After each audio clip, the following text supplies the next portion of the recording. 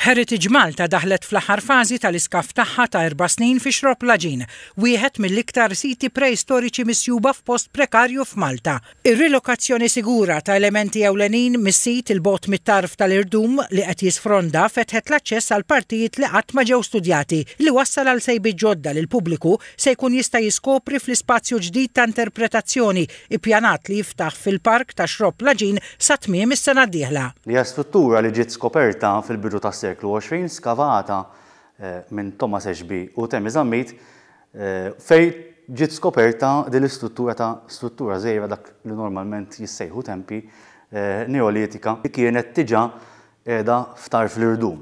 U fil-fatt fl-iskavi tagħhom kemm Ashby u kemm Zammit jirrimarkaw li parti minnha kienet diġà waqgħet il-baħar.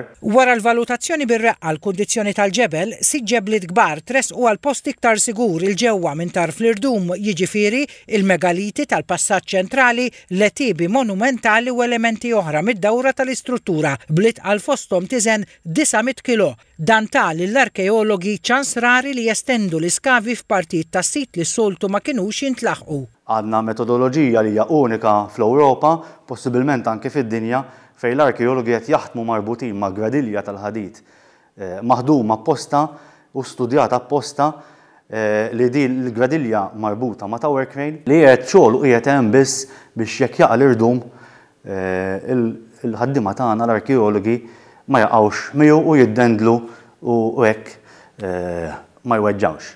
L-elementi li ġew rilokati se jerġgħu jingħaqdu flimkien f'żona żgħira ta' interpretazzjoni ppjanata li ssir fil-Park ta' Xrop Laġin b'kollaborazzjoni ma' Nature Trust, l-entità li tmexxi l-park. L-ispazju se jagħti opportunità lil viżitaturi jaraw ritratti tal-iktar investigazzjonijiet bikrin ta' dan is-sit filwaqt li jsiru jafu dwar l-aħħar sejbiet minnu. Ix-xogħol ta' skavar fuq Xrop Laġin jintemmu f'Diċembru.